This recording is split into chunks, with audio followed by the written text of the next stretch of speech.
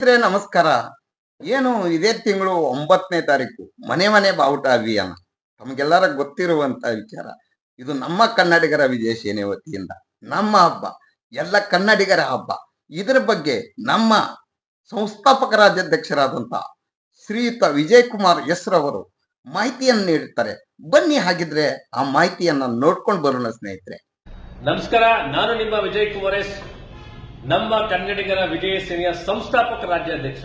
ಬಂಧುಗಳೇ, ಕನ್ನಡಿಗರ ಅಸ್ಮಿಯತೆ, ಕನ್ನಡಿಗರ ಹಬ್ಬ, ಕನ್ನಡಿಗರೆಲ್ಲರೂ ಸೇರಿ ಸಂಭ್ರಮ ಸಡಗರದಿಂದ ಆಚರಿಸಬಹುದಾದಂತಹ ದಿನ ಆಗಸ್ಟ್ 9ನೇ ತಾರೀಕು.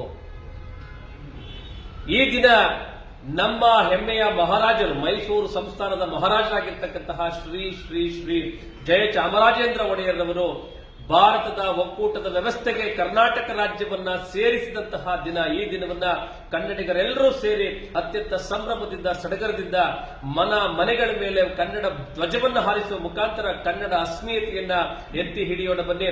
ನಮ್ಮ ಸಂಘಟನೆ ವತಿಯಿಂದ ಮೈಸೂರು ಬೆಂಗಳೂರಿನ ಮೆಜೆಸ್ಟಿಕ್ ರೈಲ್ವೆ ನಿಲ್ದಾಣದ ಎದುರು ಇರುವ ಕ್ರಾಂತಿವೀರ ಶ್ರೀ ಸಂಗೊಳ್ಳಿ ರಾಯಣ್ಣನವರ ಪುತ್ಥಳಿಯ ಮುಂಭಾಗ ಉತ್ತಮ ಗುಣಮಟ್ಟದ 2000 ಕನ್ನಡ ಧ್ವಜವನ್ನ ನಾವು ಸಾರ್ವಜನಿಕರಿಗೆ ಉಚಿತವಾಗಿ ಹಂಚುವಂತಹ ಅಭಿಯಾನವನ್ನು ಇಟ್ಟುಕೊಂಡಿದ್ದೇವೆ.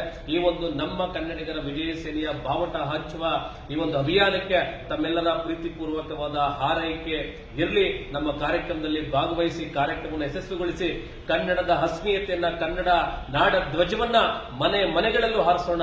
ಈ ಒಂದು ಅಭಿಯಾನಕ್ಕೆ ತಾವೆಲ್ಲರೂ ಕೈ ಜೋಡಿಸಿ ಕಾರ್ಯಕ್ರಮಕ್ಕೆ